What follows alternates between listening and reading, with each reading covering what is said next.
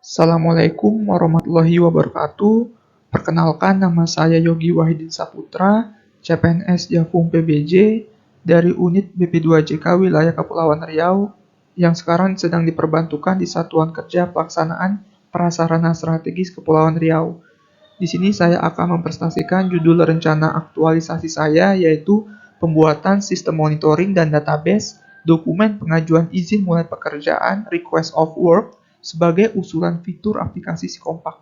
Dengan mentor saya, Bapak Dasdo Yesa STMM, dengan komentor saya, Pak Ridwan Christian P. Mani Eskom STMSI, dan juga kos saya, Ibu Dewi Ramadiani SPSI. Di sini outline-nya dari profil instansi, identifikasi isu, tapisan isu, analisis akar masalah, gagasan, matriks, manfaat, sampai kesimpulan.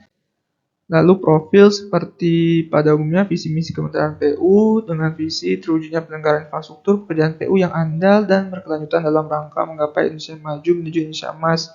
Misinya salah satunya meningkatnya ketersediaan sarana prasarana strategis untuk mendukung prioritas pembangunan nasional. Lalu tusi DJPS yaitu menyelenggarakan perumusan dan pelaksanaan kebijakan di bidang prasarana strategis, dukungan perekonomian, pendidikan, peribadatan, olahraga, sosial, budaya, dan kesehatan sesuai dengan ketentuan peraturan perundang-undangan. Di sini struktur organisasi Satuan Kerja PPS Kepri dari Kepala Satker langsung kepada staf Jafung, jabatan fungsional dan jabatan pelaksana. Kita masuk identifikasi isu. Untuk isu yang pertama, yaitu kurangnya kepatuhan pelaku jasa konstruksi terhadap dokumen pengajuan izin kerja request of work di Satker PPS Kepri. Faktanya, dokumen pengajuan izin kerja itu terkadang tidak dijalankan sesuai dengan Permen PUPR nomor 10 tahun 2021 tentang pedoman SMKK. Yang kedua, dokumen pengajuan izin kerja tidak terdokumentasi dengan baik. Lalu yang ketiga, pelaku jasa konstruksi itu PPK, kontraktor konsultan pengawas, tidak dapat memonitor progres dokumen pengajuan izin kerja yang diajukan oleh kontraktor secara real time. Dampaknya adalah ketidaksesuaian pekerjaan di lapangan dengan dokumen perencanaan. Yang kedua, terjadinya pekerjaan ulang atau rework. Yang ketiga, keterlambatan pekerjaan. Yang keempat, maladministrasi. Lalu yang kelima, terjadinya sengketa kontrak. Tujuan perubahan yaitu meningkatkan kepatuhan pelaku jasa konstruksi terhadap dokumen pengajuan izin kerja. Untuk isu yang kedua, belum optimalnya form checklist item pekerjaan konstruksi di Satker PPS Kepri. Format dan isi yang berbeda-beda dari tiap penyedia jasa. Dampaknya adalah kesalahan dalam pelaksanaan pekerjaan di lapangan. Lalu yang kedua, tidak terpenuhinya mutu pekerjaan. Lalu untuk tujuan perubahan, meningkatkan pengendalian mutu pekerjaan. Lalu untuk isu yang ketiga, belum optimalnya form dan volume pekerjaan konstruksi di Satker PPS Kepri. Faktanya adalah format dan isi yang berbeda-beda dari tiap penyedia jasa. Untuk dampaknya adalah kesalahan dalam perhitungan volume pekerjaan. Lalu yang kedua, kelebihan bayar. Untuk tujuan perubahan, mengurangi resiko kesalahan perhitungan volume pekerjaan. Lalu dari ketiga isu itu, saya lakukan penapisan isu dengan metode APKL. Dari ketiga isu tersebut, didapat prioritas pertama. Dari isu yang pertama, ada aktual, saya beri 5 karena terbukti dari hasil pengecekan dokumen proyek. Lalu problematik, saya beri 5 karena dampaknya serius, berpotensi menimbulkan ketidaksesuaian dengan dokumen perencanaan. Lalu kekhalayakan, saya beri 5 juga berpengaruh karena berpengaruh terhadap semua pihak yang terlibat dalam proyek, PPK, kontraktor, konsultan pengawas. Lalu yang kelima, lalu layak, saya beri 5 dapat ditangani melalui pembuatan sistem monitoring dan database. Lalu untuk analisis akar masalah, problem trees dari core issue, lalu direct effect seperti yang sudah disampaikan tadi, itu penyebab atau direct causes, di mana pemahaman regulasi pelaksanaan kontrak belum maksimal, rendahnya kualitas SDM, lalu alasan kedua, penyedia jasa tidak disiplin, pelaksanaan monitoring dan pengarsipan dokumen belum optimal, yang disebabkan juga karena belum adanya sistem monitoring dan database yang terintegrasi. Lalu aplikasi Sikompak belum optimal. Mengapa? Karena belum terdapat fitur pengajuan izin kerja. Lalu di situ ada gap analisis, di mana belum adanya sistem monitoring database penyimpanan dokumen pengajuan izin kerja.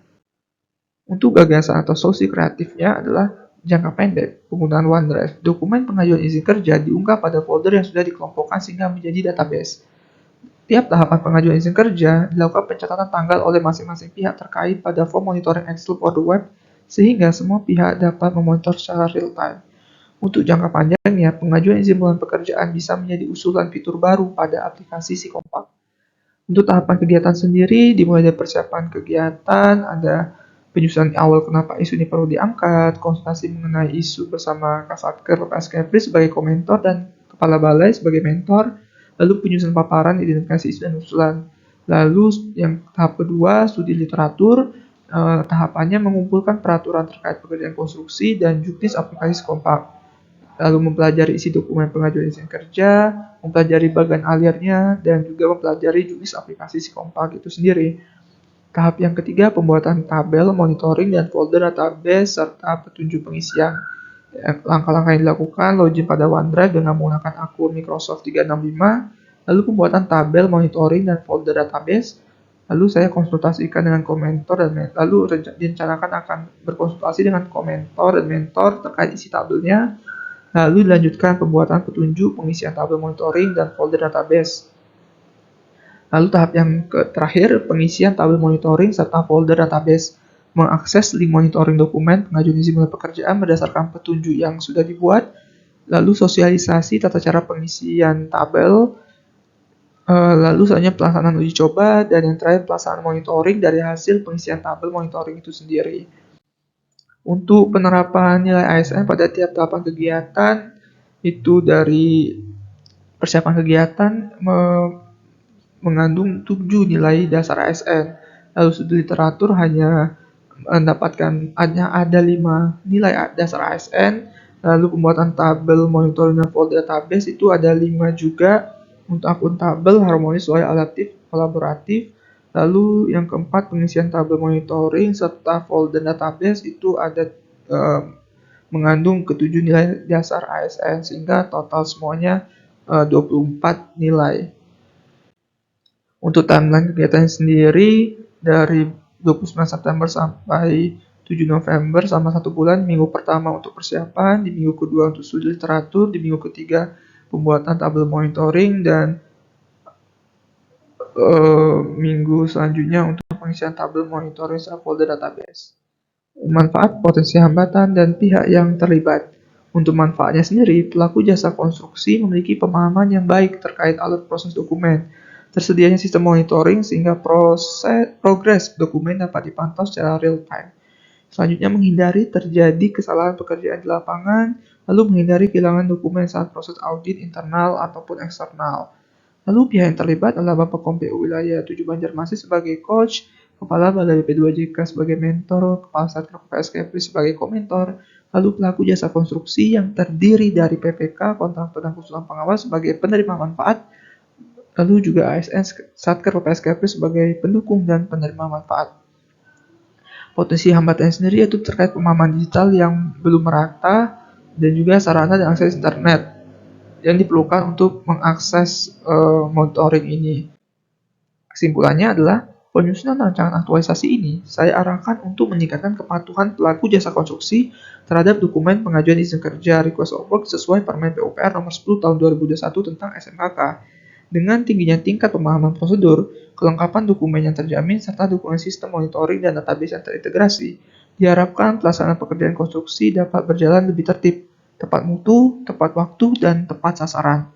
Upaya ini juga merupakan wujud penerapan prinsip smart governance, smart ASN, dan nilai berakhlak khususnya di lingkungan Satker PSKPRI dan Kementerian PU pada umumnya. Sekian, terima kasih. Mohon maaf apabila ada salah kata. Wassalamualaikum warahmatullahi wabarakatuh.